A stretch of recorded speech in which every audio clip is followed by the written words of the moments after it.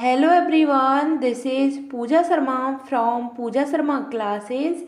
उम्मीद करती हूँ आप सब अच्छे होंगे। तो आज हम डिस्कस करेंगे सी टेट 2021 का पेपर, जो आपका पेपर है 8 जनवरी 2022 को यह परीक्षा हुई थी। पेपर था आपका 2021 का, 8 जनवरी 2022 को यह परीक्षा हुई थी। तो इसको हम आपके साथ डिस्कस करेंगे कि किस तरीके के क्वेश्चन आए थे। यह पार्ट है हमारा सीडीपी का। तो सीडीपी के हम 30 क्वेश्चंस को इसमें देखेंगे। तो चलिए स्टार्ट करते हैं। आपको वीडियो पसंद आती है तो वीडियो को लाइक कर देना और अपने दोस्तों के साथ शेयर कर देना। चैनल को सब्सक्राइब नहीं किया है तो चैनल को सब्सक्राइब कर लेना और बेल आइकन को प्रेस कर लेना, जिससे आने वाली वीडियो का भी नोटिफिकेशन आपको मिल जाएगा। फ्री नोट्स के लिए आप टेलीग्राम चैनल से जुड़ जाइएगा, वहाँ पे आपको फ्री नोट्स मिल जाएंगे। तो आपको वहाँ पे ज्वाइन हो जाना है। वहाँ पे आपको सभी प्रीवियस ईयर क्वेश्चन पेपर भी आपको वहाँ पे मिल जाएंगे। तो आपको वहाँ से इनकी प्रैक्टिस कर लेनी है। तो चलिए स्टार्ट करते हैं, समझते हैं। सबसे पहला क्वेश्चन आता है कि विकासात्मक परिवर्तन, जो डेवलपमेंट चेंजेस होते हैं, इनके बारे में समझते हैं। यह क्वेश्चन है आपका।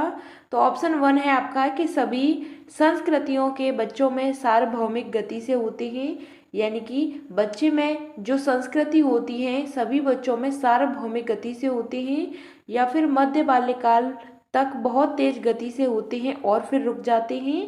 थर्ड ऑप्शन है आपका कि हमेशा एक रेखीय तरीके से चलते हैं और एक आयामी होते हैं।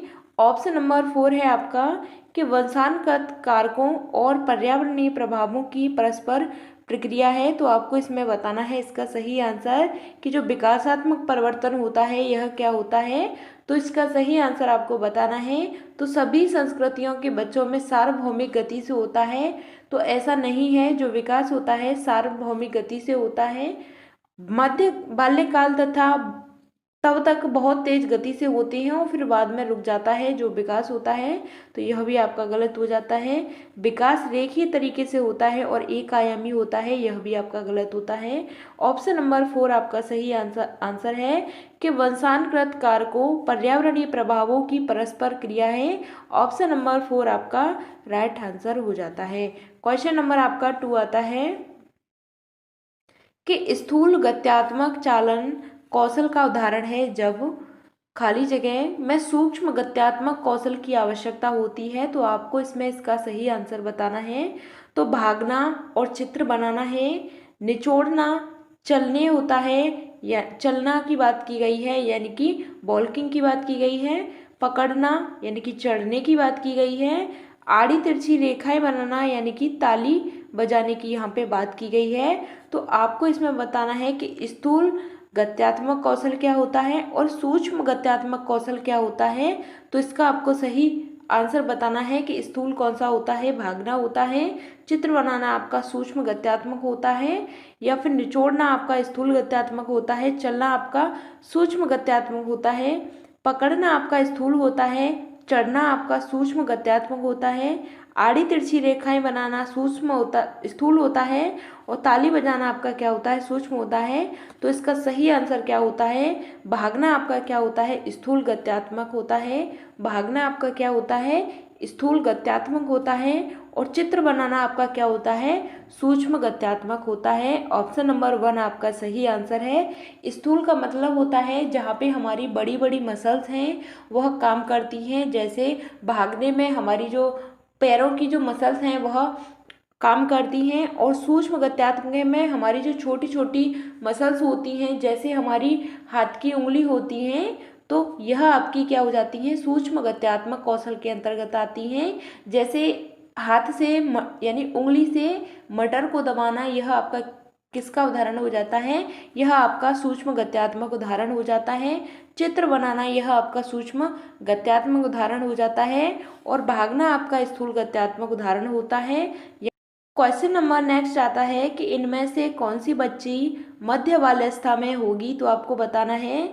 तो एक बच्ची जिसने अभी सामाजिक संदर्भों में नकल करना शुरू किया है, या एक बच्ची जो अमूर्त विचारों का आसानी से पालन कर सकती है, या एक बच्ची जो सहकारात्मक खेलों में शामिल नहीं हो सकती है।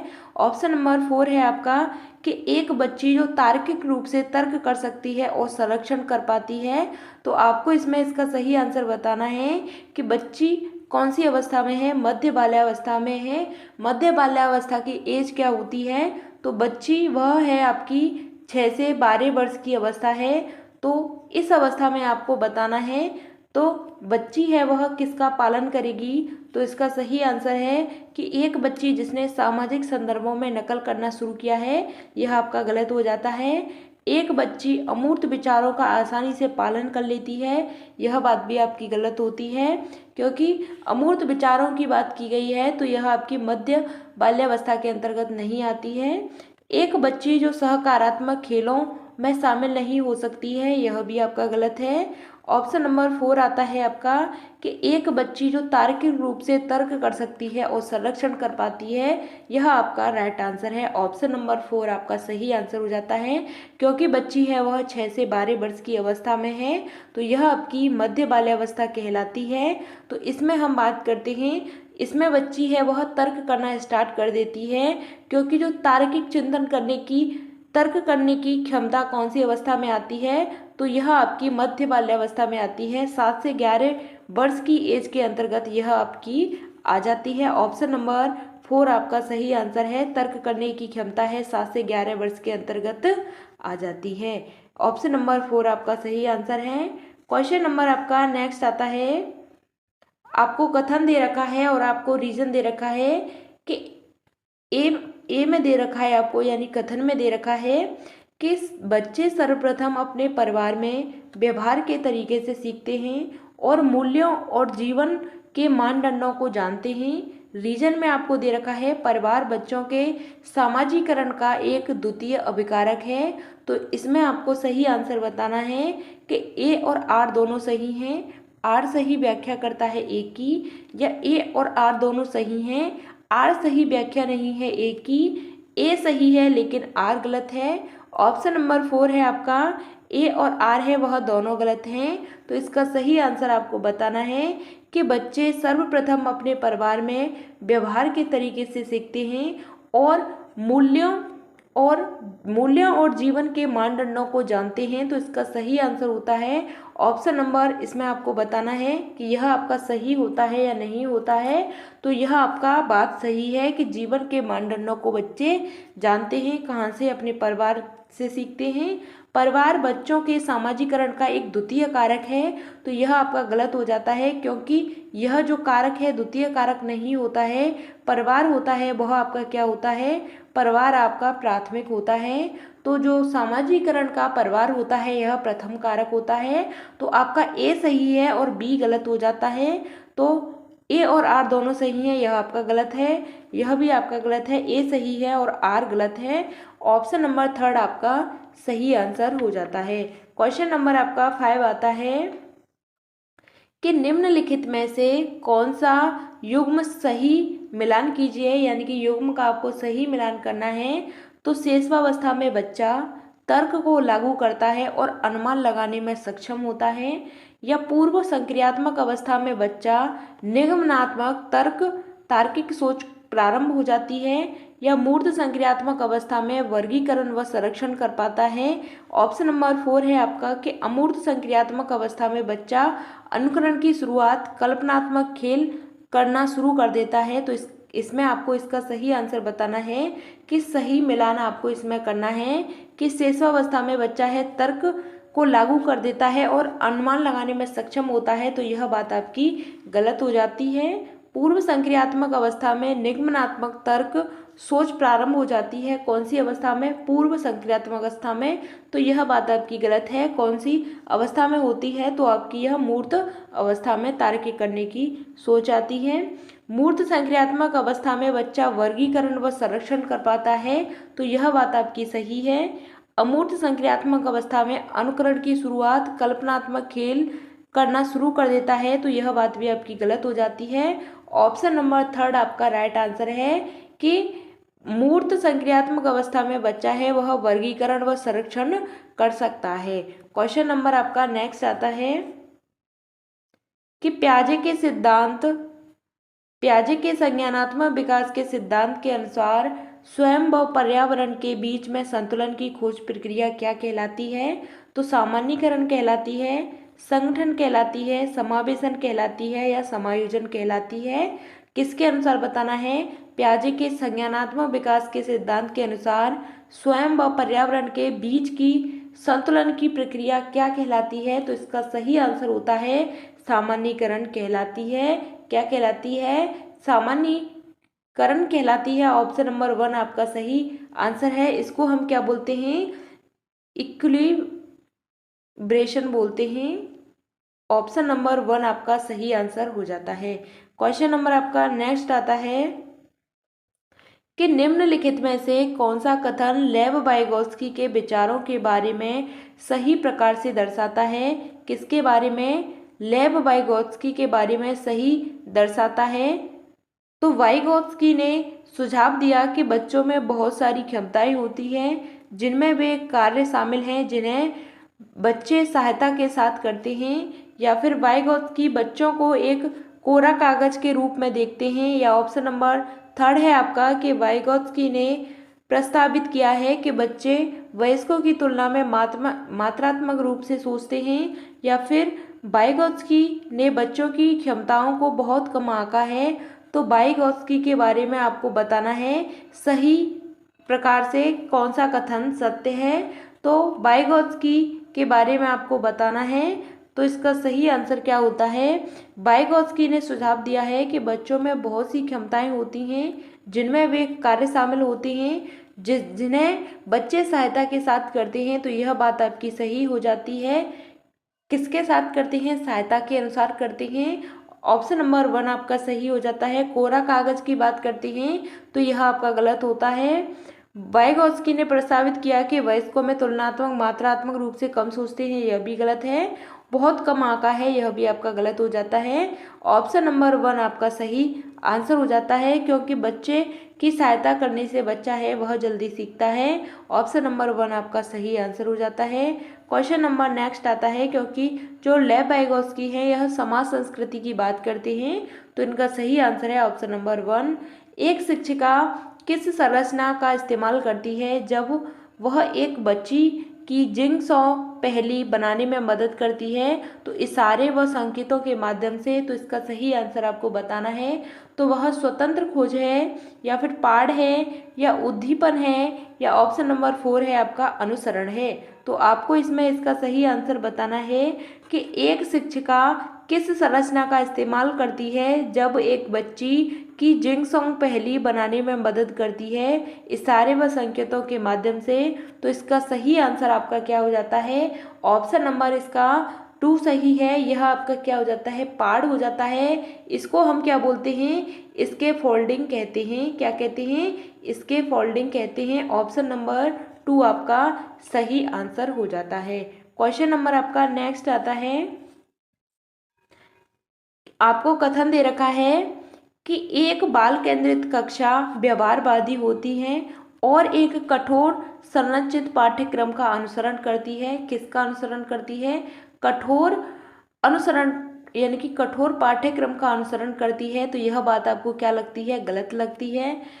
कठोर की बात आ गई यहाँ पे तो नेगेटिव हो गया। बच्चा सबसे अच्छा तब सीखता है जब शिक्षक तानाशाह और नियंत्रक हो। तो यह बात गलत है क्योंकि शिक्षक को तानाशाह और बच्चे पर प्रतिबंध नहीं लगाना चाहिए, नियंत्रित नहीं करना चाहिए। यह आपका दोनों गलत हो जाती हैं। तो ए और आर दोनों सही हैं। आर सही व्याख्या करता है ए की, तो यह आपका गलत हो जाता है। ए और आर दोनों सही हैं लेकिन आर सही व्याख्या नहीं है ए की, यह भी आपका गलत होता है। ऑप्शन नंबर 3 में है आपका कि ए सही है लेकिन आर गलत है, तो यह भी आपका गलत है। ए और आर दोनों गलत हैं। ऑप्शन नंबर 4 आपका सही आंसर है क्योंकि शिक्षक को तानाशाह नहीं होना चाहिए और पाठ्यक्रम का क्या करना नहीं चाहिए? कठोर पाठ्यक्रम का अनुसरण नहीं करना चाहिए। दोनों आपके नेगेटिव हो जाते हैं। क्वेश्चन नंबर आपका नेक्स्ट आता है कि निम्नलिखित में से कौन सा एक गतिशील कक्षा की विशेषता है? कौन सी कक्षा की विशेषता पूछी है? तो गतिशील कक्षा की विशेषता पूछी है। तो शिक्षिका पूरी तरह से कक्षा को नियंत्रित करती है, बच्चों की भागीदारी न्यूनतम है या गतिविधियां कार्य करते समय बच्चों का मूल्यांकन किया जाता है। ऑप्शन 4 में आपको दे रखा है कि समय सारणी और बैठाने की व्यवस्था तय है। तो इसमें आपको इसका सही आंसर बताना है कि निम्नलिखित में से प्रगतिशील कक्षा की विशेषता क्या हो जाती है। तो इसका सही आंसर हो जाता है कि शिक्षिका पूरी तरह से कक्षा को नियंत्रित करती है, तो यह आपका नेगेटिव हो जाता है। आपको हमेशा इसमें सीडीपी में अगर आपको यहाँ पे क्वेश्चन में आपको पॉजिटिव दे रखा है तो आपको हमेशा पॉजिटिव की तरफ जाना है, नेगेटिव दे रखा है तो आपको नेगेटिव की तरफ जाना है, तभी आपका सही आंसर होगा। यहाँ तक बात क्लियर। तो आपको इस सब्जेक्ट को अपने आप को टीचर समझ के करना है, तो आपके जो क्वेश्चन हैं वह अच्छे से सॉल्व होने लग जाएंगे, सही आपको एक समझ देंगे। तो आपको एक अध्यापक के रूप में इस सब्जेक्ट को सॉल्व करना है। ठीक, तो प्रगतिशील कक्षा की विशेषता क्या होती है? तो कक्षा को नियंत्रित करना चाहिए, तो यह गलत है, क्योंकि बच्चे को क्या करना चाहिए, नियंत्रण में नहीं रखना चाहिए, एकदम खुले वातावरण में रखना चाहिए, उसको उसकी समझ में आना चाहिए। बस चीज़ें ऐसी होनी चाहिए कि बच्चे की समझ में आ रही हैं, बच्चा समझ पा रहा है तो टीचर बेहतर है। ठीक, बच्चों की भागीदारी न्यूनतम हो, यानी कि भागीदारी कम से कम हो, तो यह भी आपका नेगेटिव हो जाता है, गलत है। गतिविधियां कार्य करते समय बच्चों का मूल्यांकन किया जाता है, यानी कि जो गतिविधि होती है इनमें क्या होता है, इनका मूल्यांकन किया जाता है, तो यह बात आपकी सही हो जाती है। ऑप्शन नंबर 3 आपका सही है। ऑप्शन नंबर 4 में आपको दे रखा है कि समय सारणी और बैठाने की व्यवस्था तय है, तो यह भी आपको गलत हो जाता है, यानी कि आपको हमेशा पॉजिटिव की तरफ जाना है। ऑप्शन नंबर 3 आपका सही आंसर है कि गतिविधियां कार्य करते समय बच्चों का मूल्यांकन किया जाता है। क्वेश्चन नंबर आपका 11 आता है कि अमृत तर्क देता है कि हम कानूनों को बदल सकते हैं यदि वे समाज की ज़रूरतों को पूरा नहीं करते हैं, लेकिन यह आपसी सहमति और लोकतांत्रिक प्रक्रिया के माध्यम से किया जाना चाहिए। तो लॉरेंस कोहल वर्ग के अनुसार नैतिक तर्क की वह किस अवस्था में है? तो आपको बताना है, तो वह सामाजिक व्यवस्था अभिविन्यास है, या सामाजिक अनुबंधन अभिविन्यास है, या सार्वभौमिक नैतिक सिद्धांत अभिविन्यास है, या अच्छा लड़का अच्छी लड़की अभिविन्यास है। तो आपको इसमें इसका सही आंसर बताना है कि जो अमृत है वह किस अवस्था में है। तर्क देता है कि हम कानून को बदल सकते हैं यदि वे समाज की ज़रूरतों को पूरा नहीं करते हैं, और यह आपसी समझ और सहमति लोकतांत्रिक प्रक्रिया के माध्यम से किया जाना चाहिए। तो इसमें इसका सही आंसर क्या होता है? तो सामाजिक व्यवस्था अभिविन्यास है, यह बात आपकी गलत हो जाती है। सामाजिक अनुबंधन अभिविन्यास है, तो यह बात आपकी सही हो जाती है। वह सहमति की बात कर रहा है, लोकतांत्रिक सहमति की बात कर रहा है, तो सामाजिक अनुबंधन के बारे में बात करता है, तो सामाजिक अनुबंध अभिविन्यास है। ऑप्शन नंबर 2 आपका सही आंसर है। सार्वभौमिक नैतिक सिद्धांत यह नहीं है। ऑप्शन 4 में दे रखा है अच्छा लड़का अच्छी लड़की, यह भी आपका गलत हो जाता है। ऑप्शन नंबर 2 आपका सही आंसर हो जाता है। क्वेश्चन नंबर आपका 12 आता है, हार्वर्ड गार्डनर के सिद्धांत में बुद्धि के व्यक्तियों में अपनी पहचान, मानव अस्तित्व और जीवन के अर्थ के बारे में संवेदनशीलता होती है। तो प्रकृतिवादी बुद्धि होती है, भाषाई बुद्धि होती है, अंतर्वैयक्तिक बुद्धि होती है, या फिर अंतःवैयक्तिक बुद्धि होती है। तो आपको इसमें बताना है हार्वर्ड गार्डनर के सिद्धांत में कि बुद्धि के व्यक्तियों में अपनी पहचान यानी कि स्वयं की पहचान की बात की गई है, मानव के अस्तित्व की बात की गई है, जीवन के अर्थ के बारे में संवेदनशीलता की बात होती है। तो यह आपकी कैसी बुद्धि कहलाती है? तो प्रकृतिवादी बुद्धि नहीं होती है, भाषाई बुद्धि नहीं होती है, अंतर्वैयक्तिक बुद्धि नहीं होती है। अंतर्वैयक्तिक बुद्धि कैसी होती है? यह इंटरपर्सनल बुद्धि होती है। तो इसमें आपका सही आंसर होता है अंतःवैयक्तिक। क्या होती है? अंतःवैयक्तिक बुद्धि होती है, यानी कि इंट्रापर्सनल। ऑप्शन नंबर 4 आपका सही आंसर हो जाता है, इंट्रापर्सनल होती है। ऑप्शन नंबर 4 आपका सही आंसर है। क्वेश्चन नंबर आपका 13 आता है कि गिफ्ट के तौर पर कार मिलने पर एक 5 साल की बच्ची बोली, यह मेरे लिए नहीं है, लड़कियां कारों से नहीं खेलती। यह वाक्य क्या दर्शाता है? तो यहाँ से आपका एक क्वेश्चन आता है जेंडर से, तो आपको इसको अच्छे से समझना है कि गिफ्ट के तौर पर कार मिलने पर 5 साल की बच्ची बोलती है कि यह मेरे लिए नहीं है, क्योंकि लड़कियां हैं वह कारों से नहीं खेलती हैं।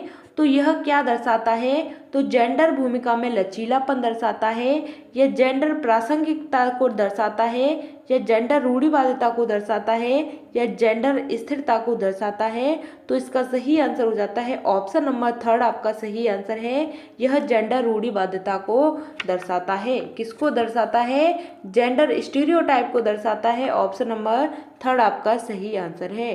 क्वेश्चन नंबर आपका नेक्स्ट आता है, कक्षा में संस्कृति व भाषाई भिन्नताओं को ध्यान में रखते हुए कौन सी नीति प्रभावी होगी? आपको बताना है कक्षा में संस्कृति व भाषाई भिन्नताओं को ध्यान में रखते हुए कौन सी नीति प्रभावी होगी? तो मानकीकृत व कठोर पाठ्यचर्या का पालन करना, या प्रत्यक्ष निर्देश के तरीकों का उपयोग, या कक्षा में प्रतिस्पर्धा की भावना को बढ़ावा देना, या ऑप्शन नंबर 4 है आपका कि विभिन्नताओं के अभाव के रूप में न देखना। तो आपको इसमें इसका सही आंसर बताना है कि कक्षा में संस्कृति व भाषाई भिन्नताओं को ध्यान में रखते हुए कौन सी नीति है वह प्रभावी होगी। तो इसका सही आंसर आपको बताना है मानकीकृत व कठोर पाठ्यक्रम का पालन करके। तो यह बात आपकी गलत हो जाती है। जहाँ पे आपको मानकीकृत और कठोर की बात की जाए वह आपका नेगेटिव होता है। प्रत्यक्ष निर्देश के तरीकों का उपयोग, यह भी आपकी गलत हो जाती है, यानी कि डायरेक्ट आप निर्देश के तरीकों का उपयोग नहीं कर सकते हैं। कक्षा में प्रतिस्पर्धा की भावना को बढ़ावा देना, तो यह बात आपकी कहीं तक सही लगती है। आगे देखते हैं, विभिन्नताओं को अभाव के रूप में न देखना। ऑप्शन नंबर 4 आपका सही आंसर है। इससे भी ज़्यादा बेस्ट है ऑप्शन नंबर 4 कि विभिन्नताओं को अभाव के रूप में न देखना। ऑप्शन नंबर 4 आपका सही आंसर हो जाता है। क्वेश्चन नंबर आपका 15 आता है, राष्ट्रीय शिक्षा नीति 2020 प्रस्तावित करती है कि मूल्यांकन। राष्ट्रीय शिक्षा नीति 2020 है, यह प्रस्तावित करती है कि जो मूल्यांकन है यह शैक्षिक वर्ष में एक बार ली जाने वाली औपचारिक परीक्षाओं के माध्यम से किया जाना चाहिए, या एक निश्चित अवधि में बच्चे की प्रगति का पता लगाने के लिए महत्वपूर्ण है। ऑप्शन थर्ड में दे रखा है कि सभी शैक्षिक गतिविधियां का केंद्र होना चाहिए, या योग्यता के क्रम में बच्चों को रैंक देने के लिए महत्वपूर्ण है। तो इसका सही आंसर आपको बताना है। राष्ट्रीय शिक्षा नीति 2020 का जो मूल्यांकन करती है किस तरीके से करती है, तो इसका सही आंसर बताना है आपको कि शैक्षिक वर्ष में एक बार ली जाने वाली औपचारिक परीक्षाओं के माध्यम से किया जाना चाहिए। तो यह बात आपकी गलत हो जाती है। एक निश्चित अवधि में बच्चे की प्रगति का पता लगाने के लिए मूल्यांकन होता है बहुत ही ज़्यादा महत्वपूर्ण होता है कि एक निश्चित अवधि में बच्चे की प्रगति का पता लगाने के लिए मूल्यांकन होता है बहुत ही महत्वपूर्ण होता है। सभी शैक्षिक गतिविधियों का केंद्र होना चाहिए, यह भी गलत है। योग्यता के क्रम में बच्चों के रैंक के लिए महत्वपूर्ण है, तो यह भी गलत हो जाता है। ऑप्शन नंबर सेकंड आपका राइट आंसर है। क्वेश्चन नंबर आपका 16 आता है कि समावेशी शिक्षा के लिए आवश्यक है। आपको बताना है कि समावेशी शिक्षा के लिए क्या आवश्यक है, क्या महत्वपूर्ण है। तो विद्यार्थियों में क्षमता आधारित कठोर सम्मोहन, या व्यक्तिगत मतभेदों का ध्यान और सम्मान, विशेष विद्यार्थियों के लिए केवल व्यावसायिक शिक्षा। ऑप्शन नंबर 4 है आपका कि वे विद्यार्थी जिन्हें दिव्यांगता और उनके बारे में रूढ़िवाद बनाना। तो इसका सही आंसर आपको बताना है समावेशी शिक्षा के लिए क्या महत्वपूर्ण होता है। समावेशी शिक्षा का मतलब होता है सभी के लिए समान शिक्षा। क्या होता है? सभी के लिए समान शिक्षा, यानी कि इंक्लूसिव एजुकेशन की बात की गई है। तो सभी के लिए समान शिक्षा होनी चाहिए, किसके माध्यम से? समावेशी शिक्षा के माध्यम से। तो इसका सही आंसर बताना है कि कठोर सम्मोहन की बात की गई है, तो यह आपका गलत हो जाता है। व्यक्तिगत मतभेदों को ध्यान और सम्मान, तो यह बात आपकी सही है। व्यक्ति विशेष विद्यार्थी में केवल व्यावसायिक, यह भी आपका गलत हो जाता है। ऑप्शन 4 में दे रखा है आपको कि दिव्यांगता है और जिनके बारे में उनके बारे में रूढ़िवाद बनाना, तो यह भी आपका नेगेटिव हो जाता है। ऑप्शन नंबर आपका सेकंड सही है कि व्यक्तिगत मतभेदों का ध्यान रखना और सभी स्टूडेंट्स का सम्मान करना। ऑप्शन नंबर 2 आपका सही आंसर है। क्वेश्चन नंबर आपका नेक्स्ट आता है कि निम्नलिखित में से कौन सा व्यवहार पठन वैकल्य की पहचान है। आपको बताना है कौन सा व्यवहार है वह पठन वैकल्य की पहचान है। तो बी को डी के रूप में लिखना, यानी कि 21 को 12 लिखना, कम ध्यान अवधि और अत्यधिक शारीरिक गतिविधि, बार बार स्वभाव बदलना या अपमानजनक व्यवहार। तो आपको इसमें बताना है कि जो पठन वैकल्य होता है इसकी पहचान आपको बतानी है। यह आपका क्या कहलाता है? पठन वैकल्य होता है यह आपका डिसलेक्सिया कहलाता है। क्या कहलाता है? डिसलेक्सिया कहलाता है। तो यह आपका सही आंसर है इसका ऑप्शन नंबर 1 कि बी को क्या समझना, डी समझना। यानी कि आपको यहाँ पे बी दे रखी है, इसको क्या समझता है बच्चा? इसको डी समझ रहा है। 21 को बच्चा क्या समझ रहा है? 12 समझ रहा है। तो यह क्या हो जाता है? उसको पढ़ने में दिक्कत हो रही है, बच्चे को पठन की क्षमता में उसका विकास नहीं हो पाया है, यानी कि उसे पढ़ने में, उसको अक्षरों की पहचान करने में गलती हो रही है। तो यह आपका क्या कहलाता है? पठन वैकल्य कहलाता है। यह आपके विकार होते हैं। यहाँ से आपका एक क्वेश्चन आता है। तो चलिए क्वेश्चन नंबर आपका नेक्स्ट आता है कि वो विद्यार्थी जिन्हें स्वालीनता है उनकी पहचान उनके सामने आने वाली किस क्षेत्र की चुनौती से की जा सकती है? तो आपको बताना है कि वे विद्यार्थी जिन्हें स्वालीनता है और उनकी पहचान उनके सामने आने वाली किस क्षेत्र की चुनौती से की जा सकती है? तो अभिव्यंजक और गतिशील संचार में चुनौती, एक निश्चित दिनचर्या का पालन करने में चुनौती, सूचना को याद रखने में चुनौती। ऑप्शन 4 है आपका स्थूल गत्यात्मक कौशल में चुनौती। तो आपको इसमें इसका सही आंसर बताना है कि विद्यार्थी में जो जिन्हें स्वालीनता है उनकी पहचान उनके सामने आने वाली किस क्षेत्र की चुनौती से की जा सकती है? तो इसमें इसका सही आंसर है ऑप्शन नंबर 1 कि अभिव्यंजक और ग्रहणशील संचार में चुनौती। अभिव्यंजक और ग्रहणशील संचार में चुनौती, ऑप्शन नंबर 1 आपका सही आंसर हो जाता है। क्वेश्चन नंबर आपका 19 आता है कि जो विद्यार्थी जिन्हें दिव्यांगता है उनके सफल समावेशन के लिए क्या आवश्यक है? आपको बताना है। जो बच्चे क्या हैं उनको दिव्यांगता है, यानी कि लोकोमोटर की बात की गई है, लोकोमोटर डिसेबिलिटी की बात की गई है। तो आपको बताना है उनके लिए क्या आवश्यक है? तो सुलभ अवसंरचना इमारतें, या विद्यार्थियों का अलगाव, या शिक्षार्थियों का पक्षतापूर्ण रवैया, या ऑप्शन नंबर 4 है साथियों के बीच सहानुभूति और दया। तो आपको इसमें इसका सही आंसर बताना है कि वो विद्यार्थी जिन्हें दिव्यांगता है उनके लिए सफल समावेशन आवश्यक है। तो यह आपका ऑप्शन नंबर 1 सही हो जाता है। सुलभ अवसंरचना और इमारतें, ऑप्शन नंबर 1 आपका सही आंसर हो जाता है। विद्यार्थी से अलगाव नेगेटिव हो जाता है। शिक्षकों का पक्षतापूर्ण यानी कि पक्षपातपूर्ण रवैया, यह भी आपका नेगेटिव होता है। साथियों के बीच में सहानुभूति और दया, यह भी आपका नेगेटिव हो जाता है। इसलिए ऑप्शन नंबर आपका 1 सही है, सुलभ अवसंरचना और इमारतें। क्वेश्चन नंबर आपका नेक्स्ट आता है, क्वेश्चन नंबर 20 है आपका कि निम्नलिखित में से कौन सा अभ्यास विविध अधिगम प्राथमिकता वाले विद्यार्थियों को शामिल करने में सहायक होगा? तो आपको बताना है कि कार्य की प्रासंगिकता, मूल और प्रामाणिकता को कम करना, या आसपास के खतरों और विकर्षणों को कम करना, या उपकरणों और सहायक तकनीकों तक कम करना यानी पहुंच कम करना। ऑप्शन 4 में दे रखा है कि विद्यार्थियों की व्यक्तिगत पसंद और स्वायत्तता को प्रतिबंधित करना। तो आपको इसमें इसका सही आंसर बताना है कि विविध अधिगम प्राथमिकता वाले विद्यार्थियों को शामिल करने में सहायक होगा। इसमें शामिल करने में सहायक होगा। तो इसका सही आंसर आपको बताना है कि कार्य की प्रासंगिकता, मूल्य और प्रामाणिकता को कम करने की बात की गई है, इसलिए गलत है। आसपास के खतरों और विकर्षणों को कम करना, यह बात आपकी सही है। ऑप्शन आपका 3rd में दे रखा है कि उपकरणों और सहायक तकनीकों तक कम से कम पहुंचना, यह भी आपका नेगेटिव होता है। विद्यार्थियों की व्यक्तिगत पसंद और स्वायत्तता को प्रतिबंधित करना, यह भी आपका नेगेटिव है।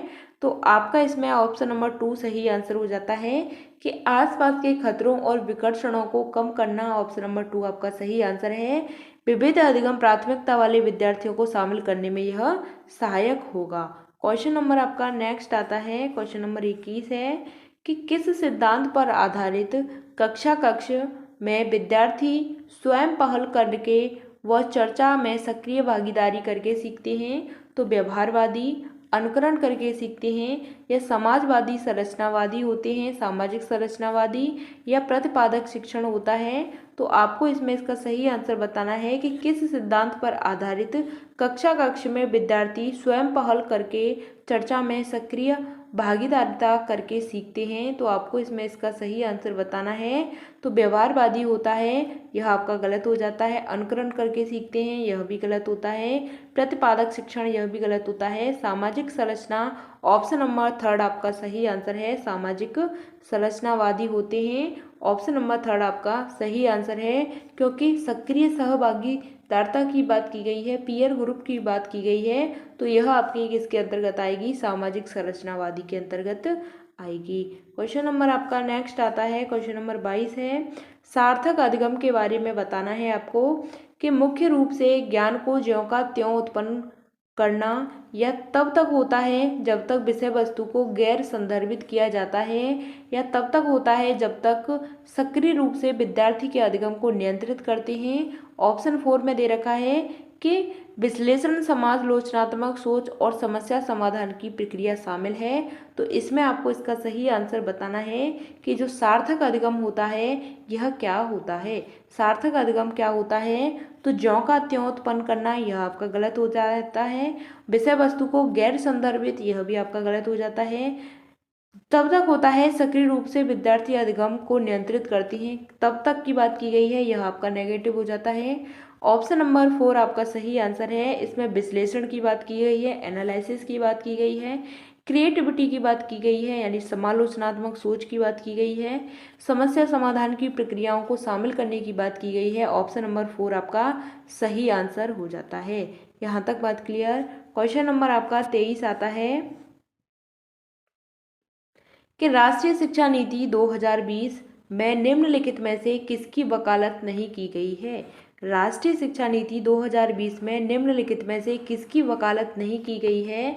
तो संरचनात्मक समझ पर जोर की बात की गई है, या योगात्मक मूल्यांकन, या पाठ्यक्रम में वृद्धि, प्रौद्योगिकी के उपयोग में कमी। तो आपको इसमें इसका सही आंसर बताना है। ऑप्शन दे रखे हैं आपको, ऑप्शन फर्स्ट और सेकंड सही है, ऑप्शन फर्स्ट और फोर्थ, सेकंड और फोर्थ सही है, फर्स्ट सेकंड और थर्ड सही है, सेकंड थर्ड और फोर्थ सही है। तो आपको इसमें इसका सही आंसर बताना है कि जो आपकी राष्ट्रीय शिक्षा नीति 2020 है इसमें निम्नलिखित वकालत नहीं की गई है।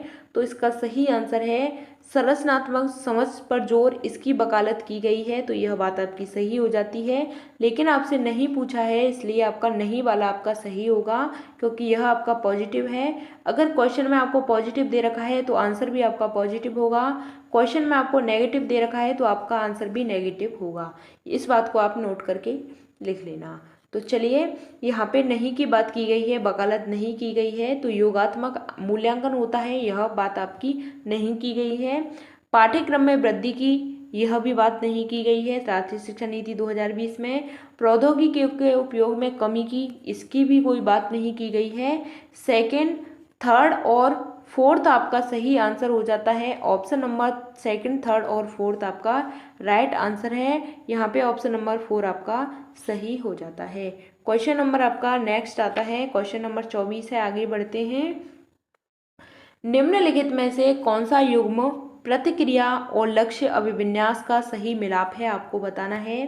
तो किसी विशेष रुचि के क्षेत्र में क्षमता में सुधार के लिए कार्यपत्रक करना, महारत हासिल करने की दिशा में उन्मुख लक्ष्य, या नकद पुरस्कार जीतने के लिए परीक्षा की तैयारी करना, परिहार उन्मुख प्रदर्शन लक्ष्य, या ऑप्शन नंबर थर्ड दे रखा है कि कक्षा में इस प्रथम स्थान प्राप्त करने के लिए किसी विषय की अतिरिक्त कक्षाएं लेना, परिहार उन्मुख निपुणता लक्ष्य, या दूसरों से पिछड़ना प्रदर्शन न करने के लिए कड़ी मेहनत करना और प्रदर्शन की दिशा में उन्मुख करना। तो आपको इसमें इसका सही आंसर बताना है कि निम्नलिखित में से कौन सा युग्म प्रतिक्रिया और लक्ष्य अभिविन्यास का सही मिलाप है। तो इसका सही आंसर क्या होता है? तो किसी विशेष रुचि के क्षेत्र में क्षमता में सुधार, कार्यपत्रक करना और महारत हासिल करने की दिशा के लिए उन्मुख लक्ष्य, यह बात आपकी सही हो जाती है। नगद पुरस्कार की बात की गई है तो यह आपका गलत हो जाता है। ऑप्शन थर्ड में आपको दे रखा है कि कक्षा में प्रथम स्थान प्राप्त करने के लिए परिहार उन्मुख निपुणता लक्ष्य यानी कि अतिरिक्त कक्षाएं लेना, यह भी आपका नेगेटिव हो जाता है। दूसरों से पिछड़ा प्रदर्शन न करने के लिए कड़ी मेहनत करना, और इसमें भी प्रदर्शन दिशा उन्मुख लक्ष्य। सबसे बेस्ट आंसर है आपका ऑप्शन नंबर 1 कि महारत हासिल करने के लिए दिशा में उन्मुख लक्ष्य। ऑप्शन नंबर फर्स्ट आपका सही आंसर है। यहाँ पे आपसे रुचि की बात की गई है, यह आपका पॉजिटिव होता है। क्वेश्चन भी पॉजिटिव, आंसर भी आपका पॉजिटिव आएगा। क्वेश्चन नंबर आपका नेक्स्ट आता है कि विद्यार्थियों के अधिगम को सुसाध्य करने के लिए एक शिक्षिका को निम्नलिखित में से किस पर ध्यान देना चाहिए। तो आपको इसमें इसका सही आंसर बताना है। तो परीक्षाओं के प्रति भय पैदा करना, या रट कर याद करने पर बल देना, या निष्क्रिय सुनने को बढ़ावा देना, या ऑप्शन नंबर 4 में कि बच्चों के पूर्व ज्ञान से संबंध जोड़ना। तो आपको इसमें बताना है कि विद्यार्थियों के अधिगम को सुसाध्य करने के लिए एक शिक्षिका को किस पर ध्यान देना चाहिए। तो परीक्षाओं के प्रति भय पैदा करके, यह आपका गलत होता है। रट कर याद करना, यह भी आपका गलत हो जाता है। निष्क्रिय सुनने को बढ़ावा देना, यह भी आपका गलत हो जाता है। ऑप्शन नंबर 4 आपका सही आंसर है कि बच्चों के पूर्व ज्ञान से संबंध जोड़ना, यानी कि बच्चों को पूर्व ज्ञान के माध्यम से उनको शिक्षा देना। ऑप्शन नंबर 4 आपका सही आंसर हो जाता है। बाकी आपके यहाँ आपके नेगेटिव होते हैं कि हमें बल देने की बात की गई है, और निष्क्रिय सुनने को बढ़ावा देना, यह भी गलत है। भय पैदा करना, यह भी आपका गलत हो जाता है। पूर्व ज्ञान से संबंध जोड़ना, यह आपका पॉजिटिव होता है। यह आपका आंसर हो जाता है। क्वेश्चन नंबर आपका 26 आता है कि निम्नलिखित में से कौन सा विद्यार्थियों के द्वारा निम्नलिखित में से कौन सा विद्यार्थियों के द्वारा निर्मित भ्रांतियों से निपटने के लिए रचनात्मक दृष्टिकोण है। आपको बताना है कि रटने और याद रखने के लिए बहुत सारी विषय वस्तु देना, या फिर ऐसी परिस्थितियां बनाना जहां गलत धारणाएं व्यक्त करना प्रतिबंधित हो, या भ्रांतियों में प्रत्युत्तर हेतु प्रयोग और अवलोकन के अवसर देना, या ऑप्शन 4 है आपका कि विद्यार्थियों की पूर्व मान्यताओं और वैकल्पिक अवधारणाओं को अनदेखा करना। तो आपको इसमें इसका सही आंसर बताना है कि विद्यार्थियों के द्वारा निर्मित भ्रांतियों से निपटने के लिए एक रचनात्मक दृष्टिकोण है, इसकी बात की गई है। किसकी बात की गई है? रचनात्मक दृष्टिकोण की बात की गई है। तो आपको इसमें इसका सही आंसर बताना है। तो रटने को याद करने के लिए बहुत सारी विषय वस्तु देना, तो यह आपका गलत हो जाता है। ऐसी परिस्थितियां बनाना जहां गलत अवधारणाएं व्यक्त करना, यह भी आपका गलत हो जाता है। भ्रांतियों में प्रत्युत्तर हेतु अवलोकन करने का अवसर देना, तो यह आपका पॉजिटिव होता है। हमें बच्चों को अवलोकन करने के अवसर देने चाहिए। ऑप्शन 4 में आपको दे रखा है कि विद्यार्थियों की पूर्व मान्यताओं और वैकल्पिक अवधारणा को अनदेखा करना, यह भी आपका नेगेटिव हो जाता है। ऑप्शन नंबर 3 आपका सही आंसर है कि अवलोकन करने के अवसर बच्चों को देने चाहिए। क्वेश्चन नंबर आपका नेक्स्ट आता है कि निम्नलिखित में से क्या विद्यार्थियों के बीच किसी कार्य की संरचनात्मक समझ को सुसाध्य करने के लिए सहायक है। आपको बताना है कि निम्नलिखित में से क्या विद्यार्थियों के बीच किसी कार्य को संरचनात्मक समझ को सुसाध्य करने के लिए सहायक है। तो प्रतियोगिता, चर्चा और संवाद, वेधन और अभ्यास, या फिर ऑप्शन 4 है दंड। तो आपको इसमें इसका सही आंसर बताना है कि संरचनात्मक समझ को सुसाध्य करने के लिए सहायक है तो प्रतियोगिता है, यह आपका गलत हो जाता है। क्या होता है? गलत होता है। चर्चा और संवाद की बात की गई है, यह आपका हमेशा पॉजिटिव होता है। जहाँ पे आपसे चर्चा की बात की गई है, डिस्कशन और डायलॉग की बात की जाती है, वह आपका सही आंसर हो जाता है। वेधन और अभ्यास, यह आपका गलत है। दंड की बात की गई है, यह आपका गलत है, क्योंकि संरचनात्मक समझ को सुसाध्य करने के लिए सहायक होता है आपका चर्चा और संवाद। डिस्कशन और डायलॉग आपका बहुत ही ज़्यादा महत्वपूर्ण होता है। ऑप्शन नंबर 2 आपका सही आंसर होता है। क्वेश्चन नंबर आपका 28 आता है कि प्रभावी अधिगम हेतु एक शिक्षिका को विद्यार्थी में सक्रिय करना चाहिए। तो क्षमता को स्थायी मानने की धारणा, या क्षमता को वृद्धिशील होने की धारणा, या प्रतिस्पर्धा की भावना, या ऑप्शन नंबर 4 है आपका हीनता की भावना। तो आपको बताना है कि प्रभावी अधिगम हेतु एक शिक्षिका को विद्यार्थी को सक्रिय करना चाहिए। तो इसका सही आंसर आपको बताना है कि क्षमता को स्थायी मानने की धारणा, यह बात गलत होती है। क्षमता में वृद्धिशील होने की धारणा, यह आपका बिल्कुल पॉजिटिव होता है। प्रतिस्पर्धा की भावना, यह भी आपका नेगेटिव होता है। हीनता की भावना, यह भी आपका नेगेटिव हो जाता है। सक्रिय करना चाहिए, इसलिए ऑप्शन नंबर 2 आपका सही आंसर है कि वृद्धिशील होने की धारणा, ऑप्शन नंबर 2 आपका सही आंसर होता है। क्वेश्चन नंबर आपका 29 आता है कि निम्नलिखित में से कौन सा बाह्य अभिप्रेरणा का उदाहरण नहीं है। नहीं की बात की गई है, तो आपको इसमें बताना है नहीं की बात की गई है।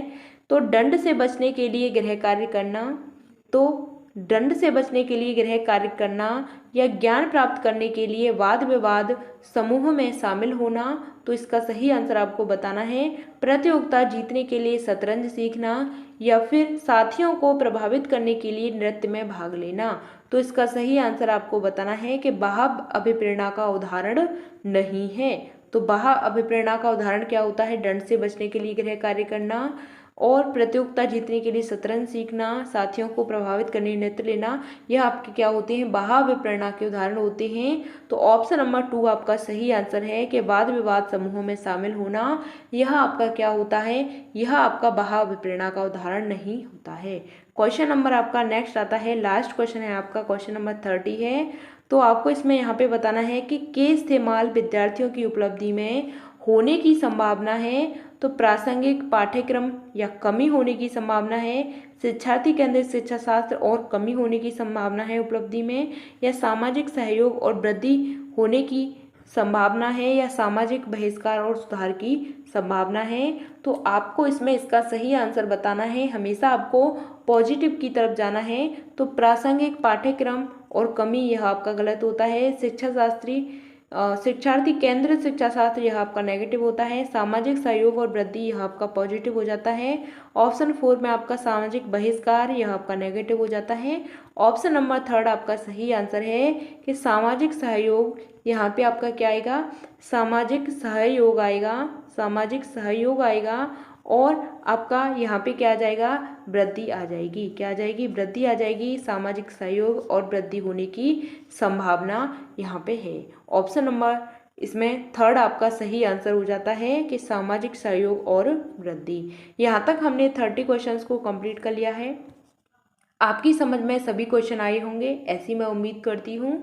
तो मिलते हैं आपको आगे की नेक्स्ट वीडियो में। अगर आपका कोई भी डाउट होता है तो आप कमेंट के माध्यम से पूछ लिया करो, हम आपको आपका आंसर करेंगे। तो मिलते हैं फिर आपको आगे की नेक्स्ट वीडियो में। तब तक के लिए थैंक्स फॉर वॉचिंग। जय हिंद, वंदे मातरम।